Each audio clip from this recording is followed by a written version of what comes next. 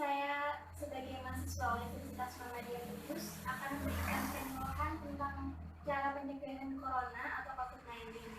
Sebelumnya saya mengucapkan terima kasih yang sebesar-besarnya kepada Bapak dan Ibu yang telah bersedia untuk kami berikan keterangan, kami berikan waktu, dan untuk konsumsi bisa Ibu dan Bapak makan dan minum selama pemberian penyuluhan ini. Adapun materi yang akan saya berikan berkaitan dengan pengertian corona, cara pencegahan corona, gejala corona, serta rumah sakit rujukan yang Bapak Ibu bisa ambil jika ada keluarga Bapak Ibu yang terkena corona. Nah, untuk waktunya saya akan mengadakan penyuluhan ini kurang lebih selama 45 menit. 45 menit ini dibagi menjadi 4 tahap. Ada tahap pembukaan, tahap pemberian materi, tahap tanya jawab, evaluasi. Nah, untuk tahap pertama Ibu dan Bapak, ini adalah tahap pembukaan. Sebelumnya saya boleh tahu nama dari Bapak dan Ibu ini siapa saja? Halo, nama saya Bapak Kuswandi. Kalau Ibu ini Ibu Rumina. Baik, dengan Bapak Kuswandi dan Ibu Rumina. Iya. Di sini saya akan menggunakan media PPT atau PowerPoint. Di sini sudah saya print, jadi Bapak dan Ibu bisa lihat langsung lewat ini sembari saya menjelaskan. Itu ya, ini mohon diterima. Selain itu, saya juga ada leaflet. Leaflet ini berkaitan dengan cara mencegah corona itu seperti apa. Ini Bapak Ibu silakan.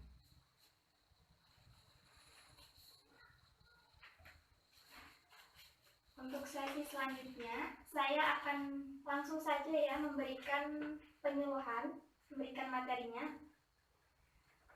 Yang pertama tentang pengertian dari corona. Apakah Bapak Ibu sudah tahu pengertian corona itu apa? Belum?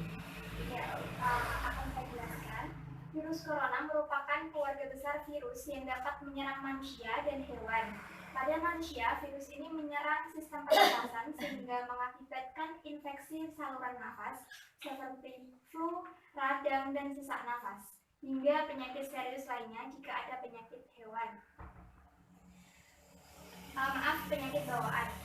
Nah, corona ini sendiri merupakan coronavirus jenis baru yang ditemukan di kota Wuhan, Provinsi Hubei di Cina pada akhir 2019 lalu. Maka coronavirus ini diberi nama Coronavirus Disease 2019 yang disingkat menjadi COVID-19 yang biasa Ibu Bapak lihat maupun dengarkan di televisi layar Anda. Nah, kenapa sih corona ini kok menjadi hal yang membuming di bumi ini? Padahal dibandingkan dengan virus-virus lain, corona ini memiliki tingkat kematian yang lebih rendah. Hal itu karena apa? Nah, ini coba saya bahas. Menurut sumber yang saya baca, corona ini memiliki tingkat kematian yang lebih rendah, sekitar 2-3% dibandingkan virus SARS atau MERS yang mencapai 10%. Tapi mengapa kok corona ini bisa melejit menyebar ke seluruh dunia dalam hitungan bulan? Hal ini dikarenakan virus corona ini mampu menyebar melalui kontak langsung antar manusia. Kontak langsung ini bukan berarti lewat udara ya Bapak Ibu. Contohnya seperti ini. Jika Bapak bersin tanpa menutup mulut maupun hidung, nah bisa saja lendir bersin itu akan mengenai orang yang sehat. Kalau Bapak sudah positif, maka orang tersebut akan terkena corona juga. Selain itu, bisa saja ada orang yang bersin terkena benda.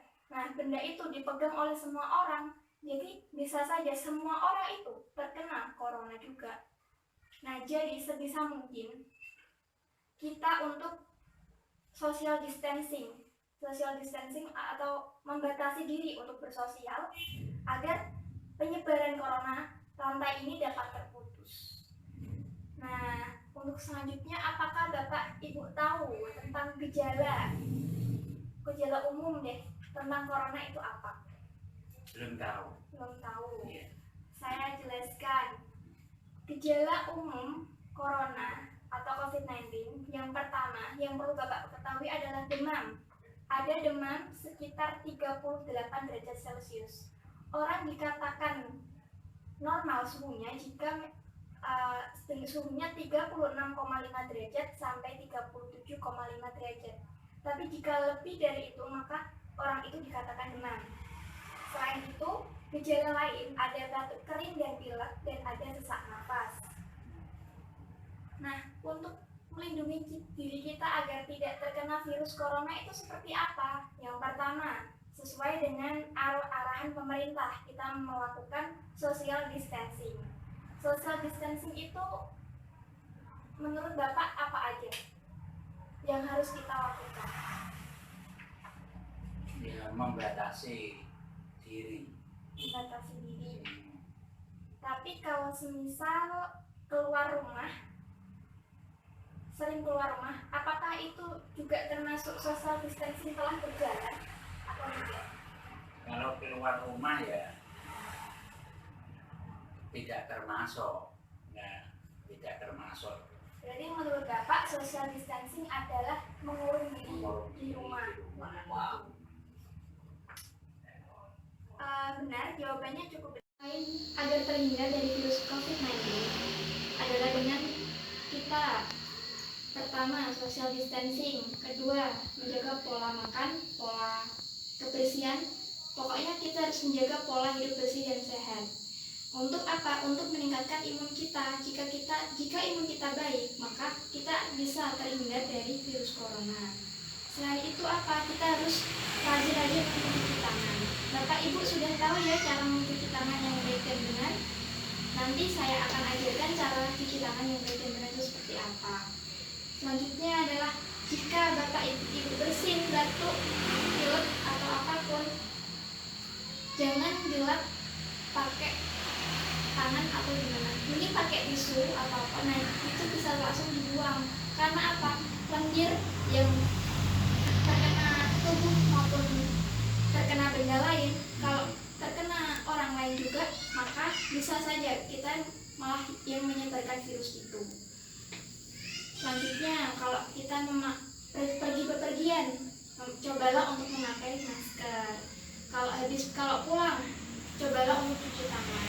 Pokoknya kita harus sering-sering cuci tangan pakai sabun. Nah, untuk cara kita melindungi orang lain dari agar terhindar dari virus corona, bisa kita memberikan penyemprotan disinfektan di rumah-rumah.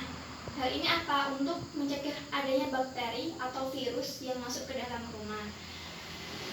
Selanjutnya, agar ini kan musim hampir mau mendekati Ramadan ya Pak. Ada banyak sekali para pemudik dari luar kota, terutama dari ibu kota yang masuk ke desa. Karena di desa ini saya mengetahui bahwa banyak sekali para perantau yang merantau di Jakarta. Untuk pendapat Bapak sendiri, apakah baguskah, etiskah jika orang tersebut tetap pulang ke kampung, atau biar dia tetap di sana untuk menjaga kesehatan keluarganya yang ada di kampung? Iya, waktu saya melihat televisi kan dianjurkan agar orang yang merantau di Jakarta sebaiknya jangan pulang kampung, harus menetap saja di Jakarta untuk sementara waktu untuk menghindari penyebaran penyakit corona. Berarti tetap untuk diam di sana dulu, mengkarantina di sana dulu, agar tidak menyebarkan virus corona ke desa, ke keluarganya. Oke, bagus. Untuk selanjutnya saya akan memberikan penyuluhan tentang rumah sakit rujukan yang tentang COVID-19 ini. Nah, di Kudus ini ada rumah sakit daerah Kudus dan bisa dijadikan rujukan. Artinya apa? Rumah sakit tersebut telah menyediakan sarana prasarana yang cukup memadai untuk menangani pasien COVID-19. Nah, kalau ada keluarga Bapak, Ibu, atau teman atau saudara gejala mendekati COVID-19, Bapak Ibu bisa segera menghubungi rumah sakit yang berkaitan. Begitu ya. Saya kira materi ini sudah selesai. Selanjutnya adalah sesi tanya jawab dari Bapak Ibu. Apakah ada yang mau ditanyakan? Ya, ini sebetulnya banyak sekali yang kami tanyakan. Yang pertama yaitu mengenai bagaimana cara agar kita itu terhindar dari virus corona. Itu pertanyaan dari saya. Oke. Sudah Bapak Ibu? Sudah. Saya akan menjawab pertanyaannya ya. Bagaimana cara agar kita terhindar dari virus corona? Yang pertama itu tadi, kita harus melakukan social distancing atau membatasi diri untuk bersosial di lingkungan sekitar. Selanjutnya apa? Menjaga pola kebersihan, pola kesehatan agar tetap bersih dan sehat. Selanjutnya cuci tangan, sering-seringlah cuci tangan dengan sabun agar agar virus atau bakteri yang ada di tangan kita bisa mati. Karena apa? Virus yang ada di tangan kita ini bisa bertahan 2-3 jam. Kalau kita sering-sering cuci tangan, maka virus tersebut akan mati. Selanjutnya setelah cuci tangan, kita bisa untuk memakai masker, untuk memberikan edukasi kepada tetangga, kepada keluarga yang sekiranya belum paham benar akan COVID-19 itu, bahaya COVID-19 itu seperti apa, biar sama-sama bersama untuk menghindari COVID-19 itu. Paham ya Bapak? Paham. Kemudian pertanyaan saya yang kedua. Ya. Misalnya saja di suatu keluarga itu ada yang terkena virus corona, itu kepada siapa kami harus melapor? Misal ada keluarga yang terkena virus corona, pada siapa kamu harus melapor? Melapor itu berarti kita memberikan penanganan kepada pasien itu. Nah, kepada siapa? Ya kepada rumah sakit rujukan daerah tersebut. Kiranya di Kudus ini rumah sakit rujukannya apa Pak tadi?